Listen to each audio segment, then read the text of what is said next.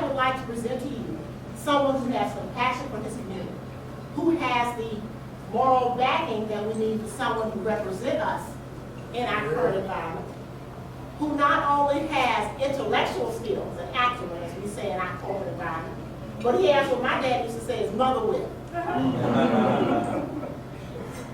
And with that, I have the distinct pleasure to introduce someone who I'm sure that we all will be honored when he obtains, y'all gonna say it's there, the role of state representative for District 61, Mr. Edwin and Moran.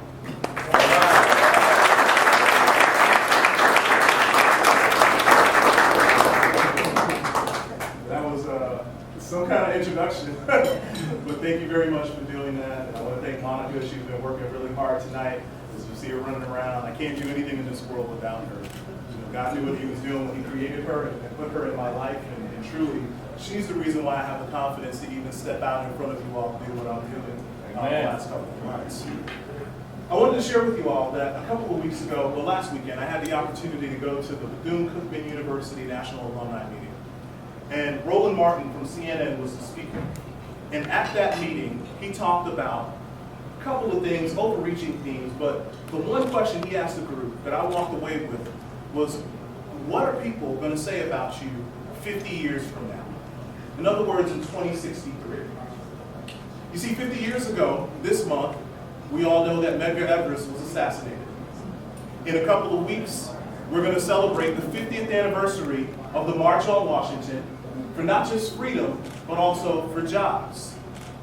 And 50 plus years ago, the house that we live in was actually built by Monica's aunt, an educator at Middleton High School who taught English to many people here and some in this room, but all throughout the community.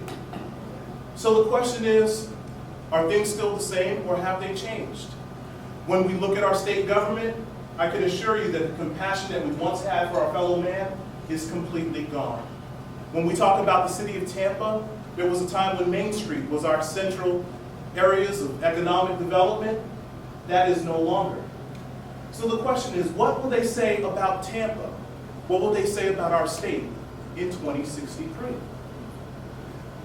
Back in April when we declared for office, I got the surprise of my life. My daughter came into my office and she said, Daddy, you have a guest. So I ran out thinking, you know, it was one of you all, one of my friends that stopped by the house to kind of chat, talk about what's going on with the playoffs. Go Knicks. That was pathetic. I was joking. Congratulations, Miami Heat. That hurt. But sitting in my living room was Mary Alice Dorsett. Some of you know that name, some of you don't. But let me tell you, Miss Dorsett was the first African-American person in Hillsborough County to ever run for any type of office. She ran 5 times. 5 times. They talked to 50 men from the community and asked them all. They said no. She stood up and she ran. And ironically, she ran for the state legislature. Now, she wasn't in my living room to tell me her war stories. She was in my living room to tell me, Ed, it's your generation's turn to pick up the torch and move forward. Just last week, I had the pleasure of walking 3 doors down and talking to Ms. Doris Ross-Reddick, who was the first African-American elected to the school board here in Hillsborough County. And when I asked her, I said, why did you run? She said, I'm just a simple woman who did ordinary things for average people.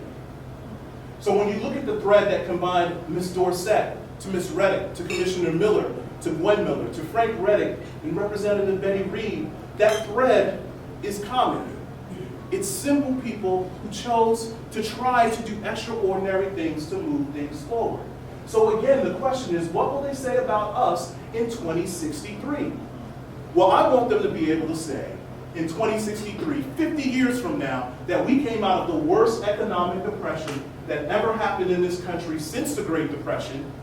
And in our district, in District 61, unemployment is still at twice the national average, but we found a way.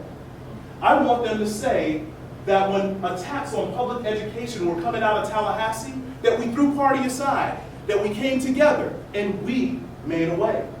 I want them, when they look back at history and say, why did we incarcerate so many people for drug crimes, when all we needed to do was reach out and give them the help that they not only needed, but the help that they deserved as human beings that we pull together and put people before politics. So I'm here in front of all of you today to ask for your support in helping that become a reality. I am running for state representative because I want to be a voice for people that don't have a voice. I want to be a voice for people who have lived in Tampa their entire lives and never had the opportunity to come to the top of the Bank of America building and be with us where we are tonight. I want to be your state representative because I want to represent the people and put people before any party or any politics. So thank you all for coming out. I know you all have a lot of things to do, but I really am touched by the outpouring of support that we've received. Thank you all very much, and God bless you.